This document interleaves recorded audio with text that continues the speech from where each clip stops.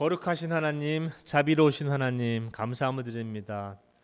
저희들을 위하여 희생해 주시고 그 한없는 사랑을, 자비를 보여주셨습니다. 하나님, 저희도 그러한 삶을 살아가게 도와주시옵소서.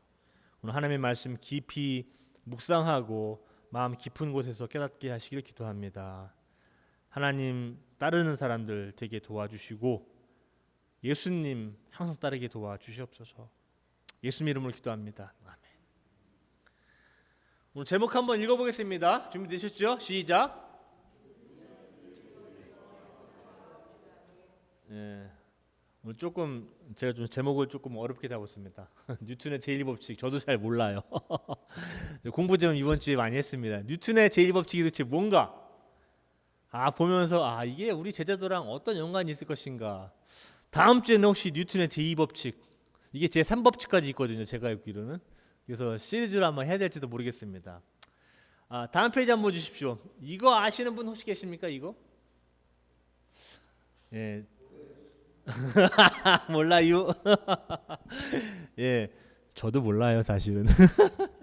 지금 뭐 이게 굉장히 어렵죠. 이게 저도 알고 있기로 이게 시그마죠. 이게 뭐 이제 뭐 합하다는 뜻인 것 같은데 저 잘 모르겠습니다. 혹시 아시는 분 계시면 저한테 좀 알려주세요.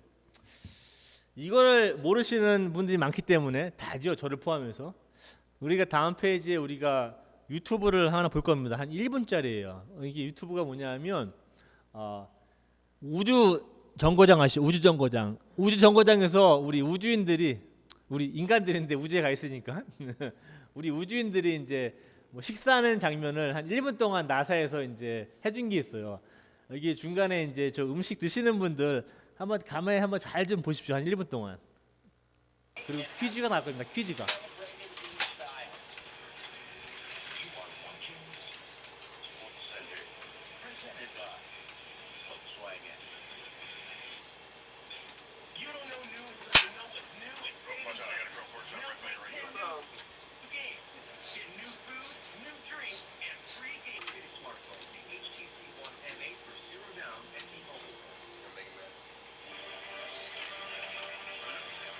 Defense a lot of it enough that the pressure on the top as I ripped it open was gonna.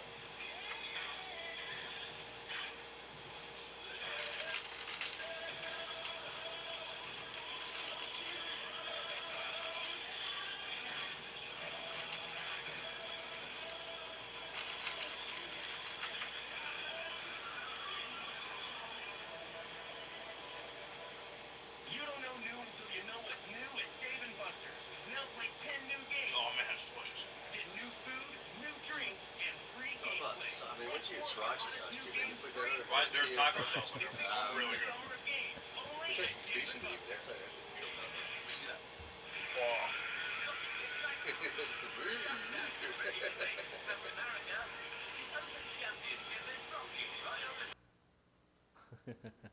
재밌게 보셨습니까? 우리 다음 페이지 보시면 우리 아가페 우리 그 퀴즈 타임이 있습니다. 저게 무슨 법칙을 설명합니다. 조금 더 예를 드리면 이런 겁니다. 여러분들 차를 타고 가시다가 급정거하면 어떻게 됩니까? 급정거하면 몸이 앞으로 쏠리죠. 그리고 가만히 있다가 급출발하게 되면 몸이 뒤로 쏠리죠. 그리고 100m 선수들 100m 그냥 전력 질주해서 결승전 딱 통과해서 결승선에 딱 씁니까? 아니면 더 나갑니까? 더 나가죠. 쓸 수가 없어요. 딱 정확하게 쓸 수가 없어요. 확 나가버립니다. 이런 거요. 이런 것들을 무슨 법칙이라고 합니다. 반동. 오케이. 관성의 법칙. 또 다른 분. 이쪽은 오늘 또 이쪽만 지금 참석을 많이 하시네. 참가를. 이쪽은 무슨 법칙?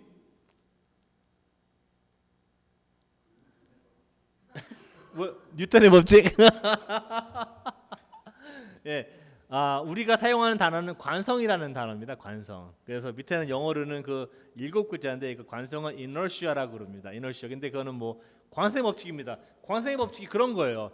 사람이 아까처럼 차가 막 급정거하거나 급출발하거나 버스도 타고 있다가 급출발하거나 아니면은 그 뉴스에 보시면 가끔 이런 나오죠. 연쇄 추돌 사건. 연쇄 추돌 사건의 범인은 관성이라는 놈입니다. 관성. 차가 한번 움직이면 급정거가 안 돼요. 항상 다음 페이지 한번 보십시오. 설명 한번 드릴게요. 이 사람이 아이작 뉴튼인데 이 사람이 1287년도에 이 책을 썼습니다. 무슨 책이냐 하면 어려운 책이에요. 자연 철학의 수학적 원리. 이게 뭐냐면 이 사람은 행성, 별, 뭐 달, 해 이런 거를 보면서 이거를 수학적인 공식으로 풀어내려고 그래. 이 사람이 이상한 사람이에요. 이 사람은 물리학자이면서 수학자이면서 천문학자이면서 훌륭한 기독교인입니다. 이분은 한번 이렇게도 얘기했어요. 우리가 하나님을 아는 지식이 어린 아이가 바닷가에서 작은 조개 껍질로 그 바다에 있는 물을 떠내려고 하는 것 같다. 하나님의 지식은 무한대인데 작은 어린아이가 작은 조개 껍질 하나로 그 물을 떠내려고 한다라는 굉장히 훌륭하신 생각을 많이 하신 분이고 기독교인이에요. 이분이 1287년도에 뉴턴의 제1법칙, 제2법칙, 제3법칙을 이제 다 발표하십니다. 지금도 고전 물리에서는 이분이 그 만유 인력의 법칙 아시죠? 사과가 떨어지는 거. 왜 사과는 위로 떨어지지 않고 아래 떨어질까? 우리 너무 생각을 안 하죠. 근데 이분은 왜 사과는 밑으로 떨어질까? 위로 안 떨어지고 이런 걸 생각하시는 분이에요. 고전 물리에서는 뭐 지금까지도 물리학에서는 없어서는 안 될 분이죠. 다음 페이지 한번 주세요. 그래서 이 관성의 법칙이라는 건 이겁니다. 힘은 물체의 운동을 변화시키는 근원이기 때문에 잘 들어보십시오. 설명해 드릴게요. 알짜 힘, 합력이 없다면 물체의 운동 역시 변하지 않는다.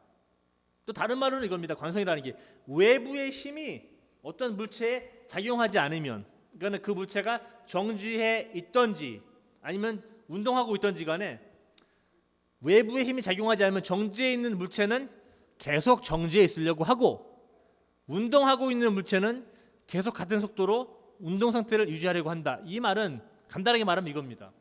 한번 생각해 보십시오. 공이 있어요. 공이 이만큼 이제 농구공 있어요. 농구공 여기 바닥에 한번 생각해 보십시오. 농구공이 있는데 농구공을 가만히 있으면 안 움직여요. 그죠? 농구공을 움직이게 하려면 어떻게 됩니까? 밖에서 힘을 가해줘야 돼요. 그러면 농구공이 움직이기 시작합니다. 움직이는 공이 있다면 움직이는 그 방향을 바꾸려면 어떻게 됩니까? 한번 생각해 보십시오. 공이 일로 움직이고 있어요. 일로 움직이고 있는데 제가 오라는 힘으로 이쪽으로 밉니다. 촥 밀어요. 근데 우리 힘 제일 세신 분이 누구시오? 우리 교회에서? 우리 한 집사님 세시죠?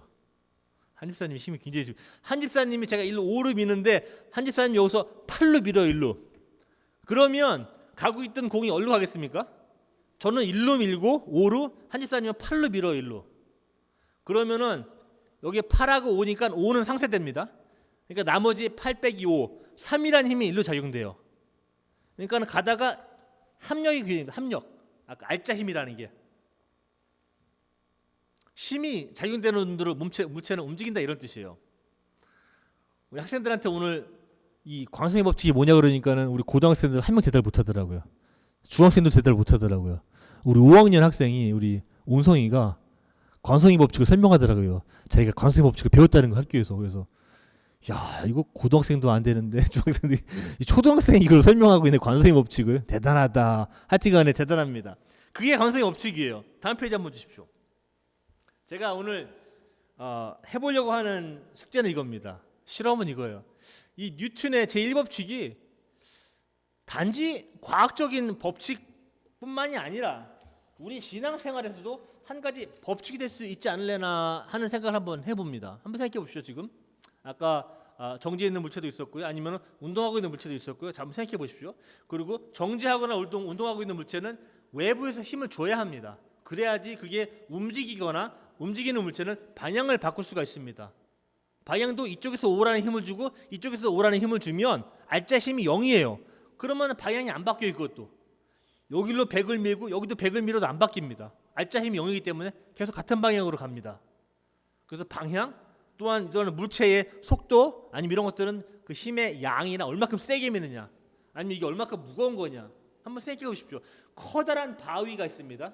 이거 미는데 밀 수 있을까요? 보통 사람은 못 밀죠. 못 밀립니다. 커다란 바위.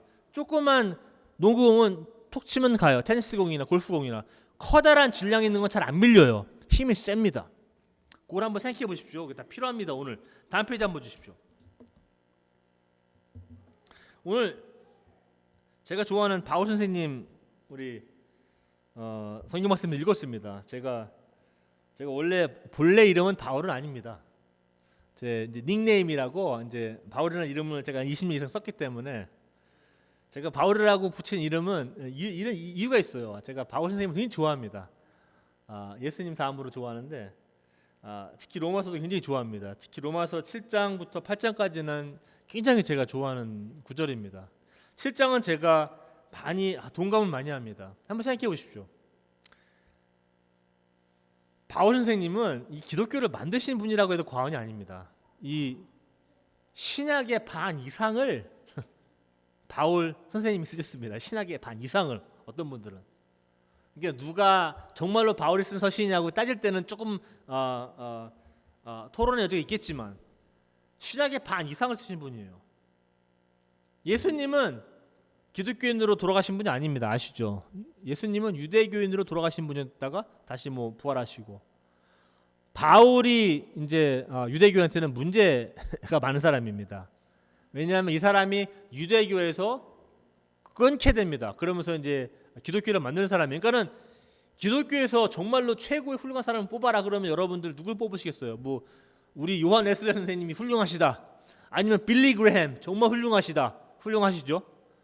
그리고 무슨 존 켈빈 아니면 종교 개혁 그때 무슨 존 낙스 아니면은 중세 시대 때 뭐 토마스 아퀴나스 아니면 그 전에 무슨 이제 어거스틴 막 이런 사람들 회고록 쓰신 분들 훌륭하신 분들이 많아요.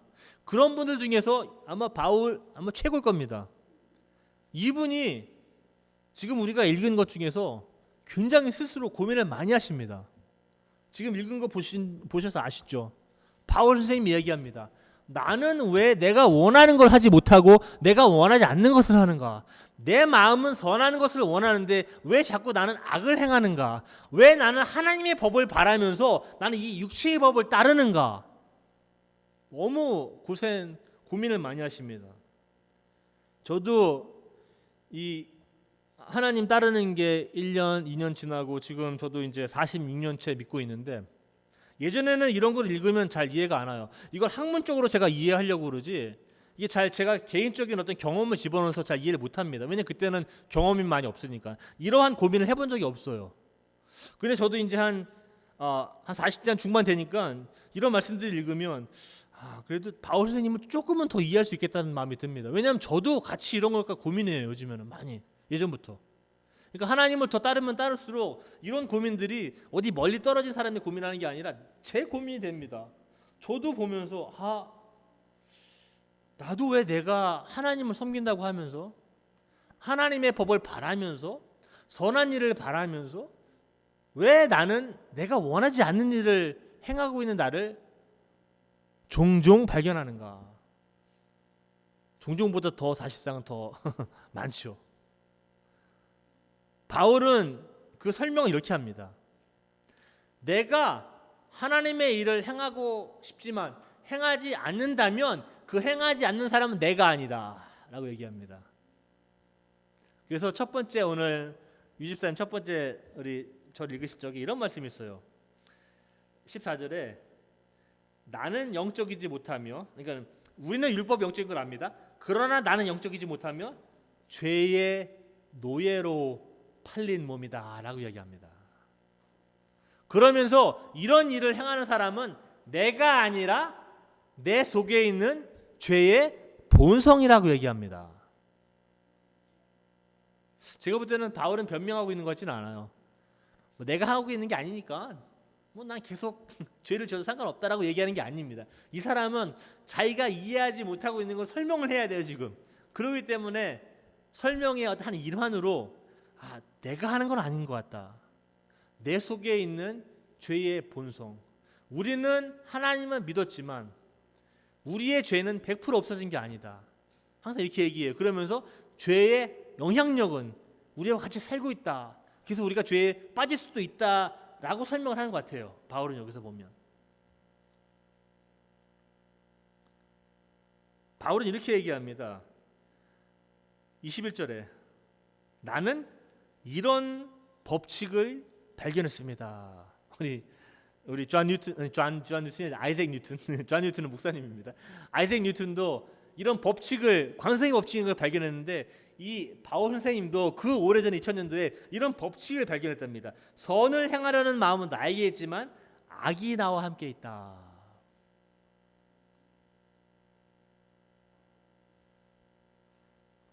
우리의 신앙, 예수님도 제자도에 대해서 엄청 얘기하십니다. 저도 오늘 공부 이제 이거 준비하면서 어제 마가복음도 살펴보고 요한복음도 살펴보고 제가 여러 개 좀 살펴봤습니다. 여러 가지 이야기를 많이 하세요. 예수님이 이렇게 얘기하십니다. 너희가 나를 따라오려거든 너를 부인해라. 그러니까 너를 내려놓으라는 말입니다. 너를 내려놓고 너는 스스로를 부인한다는 말이 네 스스로를 먼저 앞세우지 말라는 얘기입니다. 자기 십자가를 져라. 예수님을 따르라. 역설이라는 말은 이렇게 얘기해요. 제자가 예수님을 따라야 되는데 자기 생명을 자꾸 부지하려고 그러면 생명을 잊어먹는다. 그리고 나를 위해서 생명을 버리려고 하는 사람들은 생명을 얻는다. 이런 역설적인 또 말씀도 하십니다. 그러면서 이 포도나무 아시죠? 포도나무에서 네가 포도나무에 붙어있어야지 열매를 맺지 포도나무랑 떨어져 있으면 가지가 열매를 맺지 못한다라고 이야기합니다. 그러면서 나는 포도나무다. 너희들은 나랑 붙어있어라 얘기합니다. 이런 식으로. 그러면서 나랑 항상 연결이 되어야 된다. 그러면 많은 열매를 맺고 그런 것 자체가 너희가 내 제자라는 뜻이다. 표시다라고 얘기합니다. 다음 페이지 한번 주십시오. 우리가 지금 바울 선생님도 봤고 예수님도 좀 봤습니다. 우리의 신앙도 제가 오늘 보건데 관성의 법칙을 쭉 보면서 제가 뭐 과학자도 아니고 아무것도 아닙니다. 제가 관성의 법칙 배운 거는 고등학교 때 물리 배운 거, 그리고 대학교 1학년 1학기 때 물리학 배운 거. 우리의 신앙도 관성의 법칙이 감히 적용된다고 말씀드립니다. 오늘 아침에 단지 물리적인 어떤 과학적인 법칙이 아니라 우리 신앙에 적용될 수 있는 법칙이라고 저는 생각합니다. 이유는 이렇습니다. 질문 한번 드릴게요. 여러분들은 정지에 있는 기독교인입니까? 여러분들 움직이고 싶으십니까? 기독교인으로서? 관성의 법칙은 얘기합니다. 가만히 정지해 있는 물체는 외부의 힘이 가해지면 움직일 수가 없습니다. 여러분들도 정지에 있는 기독교인이라면 외부의 힘이 가해지면 여러분들도 움직일 수가 없습니다. 어떠한 외부의 힘이 필요합니까? 여러분들은 스스로 내적인 힘으로 스스로를 바꿀 수 있다고 생각하십니까? 저한테 좀 어려운 질문인데 공 한번 생각해 보십시오. 농구공이 혼자 스스로 힘을 내서 움직일 수 있겠습니까? 외부의 힘이 가하지 않는 이상 그럴 수 없어요. 우리는 공하고 틀리지만 저도 저 스스로를 바꿔보려고 많이 애를 쓰는 사람 중에 한 사람입니다. 제가 뭐 훌륭한 사람도 아니고 그렇지만 뭔가 좀 바꿔보려고 스스로 애를 써요. 책도 읽고 연구도 하고 뭐 심리학자들은 제가 새벽에 잘 못 일어나요. 원래도 못 일어나는데 새벽에 일어나려면 이게 21day 이런 법칙이 있답니다. 이 심리학자들 사이에서는. 그래서 21일 동안 내 일을 꾸준히 하면 이게 내 몸에 밴다. 제가 여러 번 해봤어요. 잘 안 되더라고요. 42일도 해봤습니다. 안 돼요. 저 정말 여러 번 해봤는데 잘 안 돼요. 이게. 물론 그분들이 공부 많이 하셔서 맞는 정보들을 주시겠지만 이게 수학적인 공식처럼 저한테 떨어지지가 않아요. 저도 여러 개 이것도 해보고 저것도 해보고 아니면은 여러분들 아시겠지만 큐티라고 아시죠? 큐티 할 때 씁니다 많이. 그래서 이 큐티 할 때 또 좋대요. 그래서 예전에 처음 목회할 때도 이게 좋댄다 해갖고 새벽 6시에 일어나서 이제 밑에 내려와서 그 추운 이제 겨울에도 보면은 내려와서 이제 노트북 큰 거 하나 꺼내서 이제 하나님 말씀 읽고 적기 시작합니다. 대부분은 졸아야 하면서 졸거나 눈 감거나 뭐 어느 때 보면은 막 그냥 고개가 여기 내려가 있고 막 그냥 막 그런 상태로 제가 그렇게 저도 그렇게 고민하는 기독교인 중에 한 사람입니다. 스스로 제 스스로를 바꾸려고 그렇게 노력하는데 꼭 될 것 같아요. 하다 보면 꼭 될 것 같아요. 정말로 꼭 될 것 같아요. 근데 제가 의지력이 좀 다른 분보다 약한지 잘 안 돼요. 시도는 많이 해봤는데 잘 안 돼요. 이 내부적인 힘으로 나를 바꿀 수 없다는 결론에 저는 많이 도달했습니다. 제가 뭐 회의주의자도 아닙니다.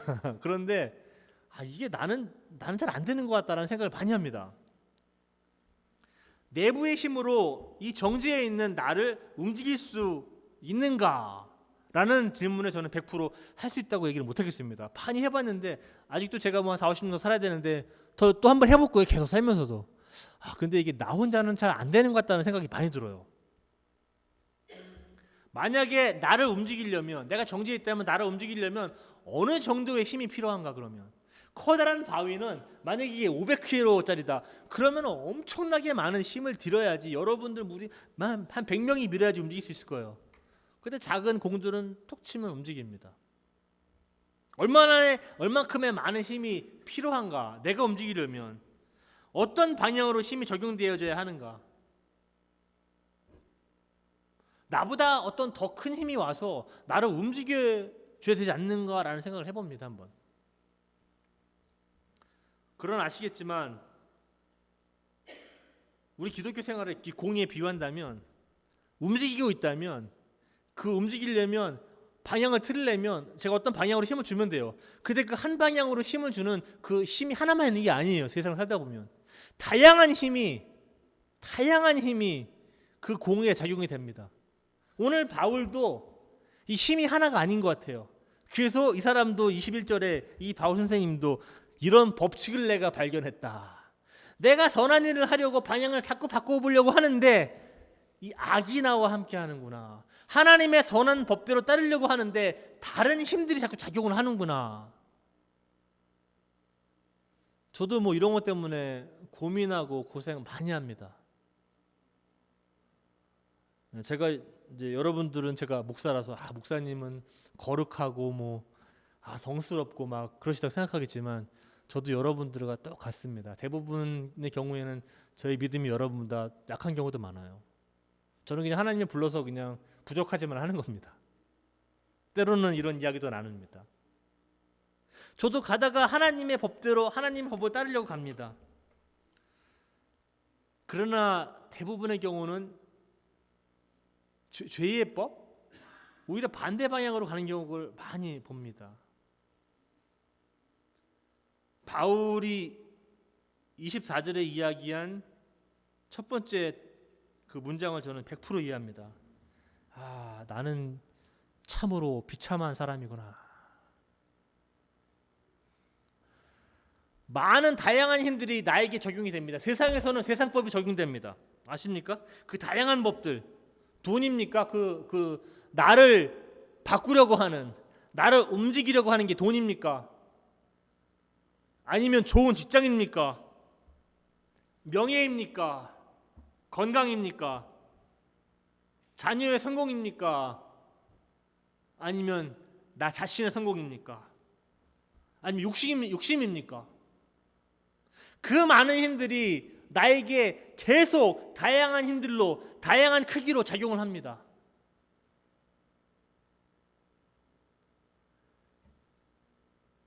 회사에서 진급도 해야 하고 돈도 많이 벌어야 되고 저 같은 경우는 빚도 많아서 갚아야 되고 뭐 할 게 많아요. 그런 힘들이 너무 많아요. 그런데 그 다른 반면에 다른 힘들도 존재합니다. 바울이 얘기했던 나는 좋은 일을, 나는 선한 일을, 난 자비한 일을, 나는 정말로 남들을 연민하는 그런 일들을 하고 싶은데 그런 마음들. 그래서 항상 이 죄의 법과 하나님의 법은 싸우고 있다고 얘기합니다.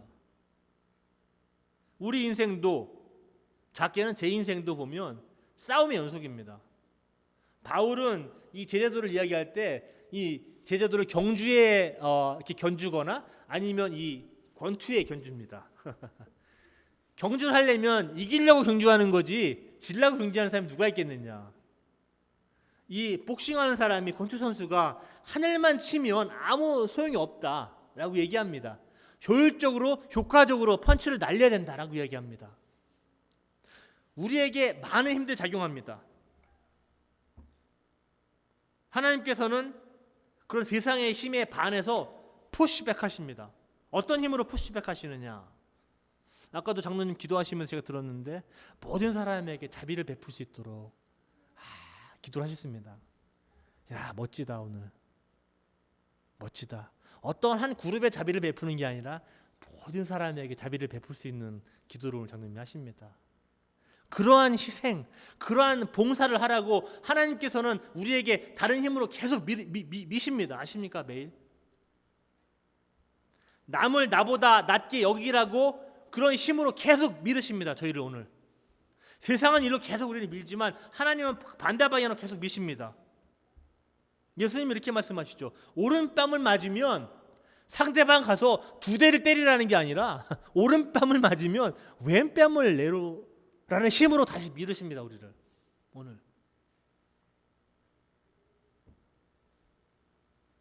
예수님은 마지막에 이런 모습까지 보여주시죠. 남을 위해서 내 생명을 포기하는 모습까지 보여주십니다. 엄청난 힘으로 사실 하나님이 우리를 푸시하십니다. 계속.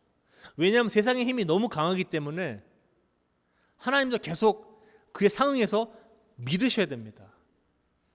그러한 미는 것들이 아까 예수님께서 말씀하신 자기 부인 아니면 자기 십자가를 지어라 이런 말씀드립니다. 그러면 그 알짜 힘이 나오죠. 세상의 힘이 더 센가? 하나님의 힘이 더 센가? 그 알짜 힘이 하나님의 힘이 더 셀 때 여러분들의 삶이 바뀌어지는 겁니다. 하나님도 미시고 세상 힘도 미는데 힘이 똑같으면 저는 안 바뀝니다.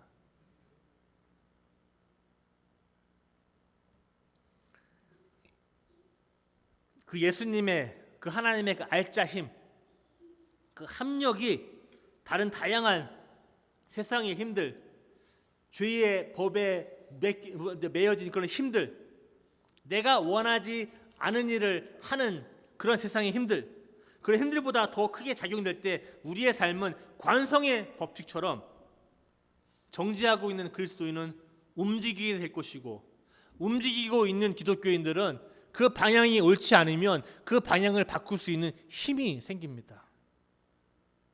옳은 길로 갈 수 있도록, 옳은 방향으로 갈 수 있도록 인도를 해주십니다. 제자도 다음 페이지 한번 주십시오. 우리가 하나님 나중에 이제 만날 텐데 항상 저는 이런 거에 또 관심이 많아요.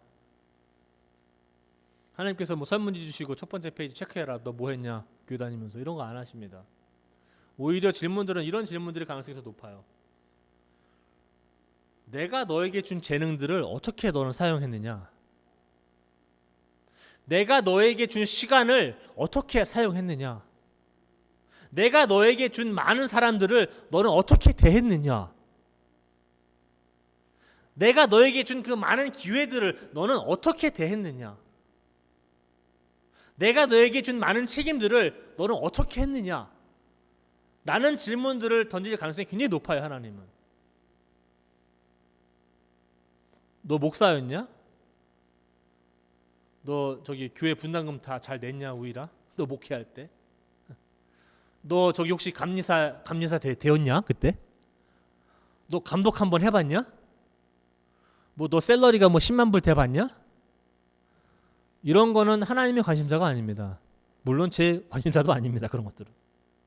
제 관심사는 이런 겁니다. 어떻게 나의 주어진 시간을 내가 지혜롭게 쓸까?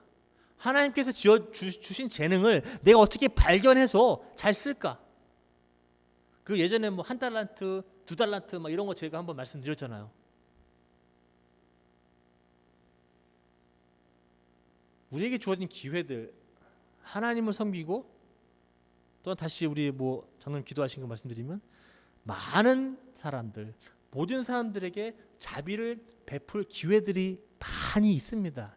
매일 있습니다. 여러분들 그거 그냥 너무 무뎌져서 그냥 지나치고 계시진 않으십니까? 다음 페이지 한번 주십시오. 이 예수님의 제자가 되는 게 어려운 이유가 있어요. 제가 보면 다음 페이지 한번 주세요. 그 제자도 오늘 우리 관성의 법칙과 제자도 얘기하는데 제자도 제자가 뭡니까? 제자는 어떤 선생님을 따르는 사람, 뭐 그분의 가르침을 잘 공부해서 따르는 사람 정도일 겁니다. 아니면 좋은 학생 잘 따르는. 제자는 예수님의 뒤에서 딸랑딸랑 쫓아다니는 뭐 딸랑 이런 게 아닙니다. 예수님 옆에 같이 가는 것도 아닙니다. 예수님 꽁무니만 안전하다고 예수님의 그림자만 밟고 다니면서 가는 사람이 절대 아닙니다. 만약에 그게 제자라면 너무 쉬울 것 같아요. 제자도 예수님 뒤에 딱 숨어서 예수님 다 하셨는데 뭐 내가 뭐 할 게 뭐가 있느냐. 예수님 다 하셨는데. 그런데 사실상 하나님을 따르는 것, 예수님을 따르는 것은 뒷꽁무니를 따라가는 게 아니라 예수님이 걸으셨던 그 길, 그 고난으로 점철된 그 길, 아픔으로 가득 찼던 그 길, 그 희생으로 봉사로 가득했던 바로 그 길, 그 길을 걸어야 하는 것이 제자도입니다. 제자도는 성경 공부만 맨날 한다고 제자 되는 거 아닙니다. 성경 공부 하나 또 끝나면 또 다른 성경 공부 또 교재 가고 또 공부하고. 사람들은 제자가 되는 건 관심 없어요. 제자도를 공부하는 성경 공부에만 관심 있어요. 그러다 보니까 책이 그렇게 많아요. 바깥에 책이 말도 못하게 많아요. 제자도. 저는 여러분들 제자도에 관해서 공부하시지 말라는 건 아닙니다. 오늘 꾸준히 하셔야 돼요. 그런데 제자의 본질적인 의무는 이겁니다. 성경을 공부해도 성경에서 정보를 얻기 위해서, 인포메이션을 얻기 위해서 공부하면 안 됩니다. 책들 너무 많죠. 미국 책도 그렇고 한국 책도 많아요. 뭐 성경에 뭐 한국에 저도 뭐 이런 제가 어떤 책을 뭐 비하하거나 그렇진 않아요. 근데 언뜻 생각나는 단어가 책 제목이 우리 집에 하나 있어요. 그 성경의 맥 잡기 이런 거. 우리 와이프가 예전에 뭐 공부하던 책인 것 같은데 농담식으로 우리 와이프한테 제발 그런 책 좀 읽지 말아라. 성경의 맥.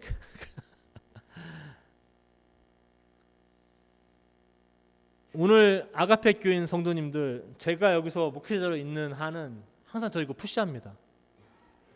제가 푸시는 하는 거는 뭐 여러분들 제가 뭐 해외 선교 가야 됩니다, 뭐 국내 선교 가야 됩니다. 전 이런 얘기 별로 안 하는 거 아시죠? 아마 파악하셨을 거예요. 오히려 여러분들한테 항상 강조하고 싶은 건 이런 것들입니다. 예수님도 제자들의 발을 씻기실 때에 다 발을 씻기시고 그때 물어보신 게 있어요. 제자들한테 이렇게 얘기하십니다. 이렇게 물어보시죠. 내가 지금 무엇을 했는지 너희는 이해를 하겠느냐? 너희도 내가 한 것처럼 하라. 교회 다니시면서 꽃길을 항상 생각하신다면 여러분들 그 생각 오늘 좀 바꾸셔야 될 것 같아요. 사실상 그리스도인이 되는 길은 꽃길이 아니라 가시밭길입니다. 그 가시밭길을 예수님이 걸으셨습니다. 여러분도 걸어야 합니다. 저도 걸어야 합니다. 그렇기 때문에 힘든 거예요. 이 기독교인은 아가들 사탕 먹는 것처럼 달콤하지가 않아요. 그러나 가시밭길 가운데 생명이 있다는 것을 저는 알고 있습니다. 그래서 우리는 멈출 수가 없는 거예요, 이 길을. 그래서 저도 이 길을 계속 설교할 수밖에 없는 거예요. 가시밭길이지만 이곳에 생명이 있습니다. 그래서 예수님은 십자가에 달려 죽으신 거예요. 예수님이 십자가에 달려 죽으시지 않으셔도 됐어요. 제가 보면 다른 길이 있었어요. 플랜 B가 분명히 있었을 거예요. 근데 예수님은 자발적으로 봉사하는 마음으로 아니면 하나님을 따르는 마음으로 순종하는 마음으로 그 길을 걸으셨고 그 길을 마다하지 않으셨습니다. 피하지 않으셨어요. 그 분을 우리는 따라갑니다. 그래서 우리는 예수님의 제자 그리스도인들이라고 하는 거예요. 여러분들이 여러분들을 그리스도인들이라고 부를 때에는 저런 각오를 하셔야 돼요. 우리가 교회에서 많은 행사를 합니다. 저희 교회뿐만 아니라 많은 교회들이 뭐 펀드레이징이니 뭐 어디 뭐니 그렇게 많아요. 프로그램들이. 그 가운데 가시밭길이 없다면 좀 세게 말하면 우리 쇼하고 있는 겁니다. 쇼. 저는 엔터테이너죠. 그럼 여기서 무슨 무대 감독 이런 것처럼 무슨 프로듀서 이런 것처럼 무대 스테이지 딱 해야 되고 뭔가 한번 확 터뜨려서 관중들 좀 즐겁게 해야 되고. 저는 그런 쇼 잘 못해요. 하고 싶은 마음도 없고. 제자도는 한번 같이 읽어보죠. 제자도는 시작. 제자도는 예수님 뒷꽁무니만 졸졸 따라다니는 게 아니다. 제자는 예수님이 걸으셨던 바로 그 길, 희생과 봉사의 길을 담담히 걷는 것이다.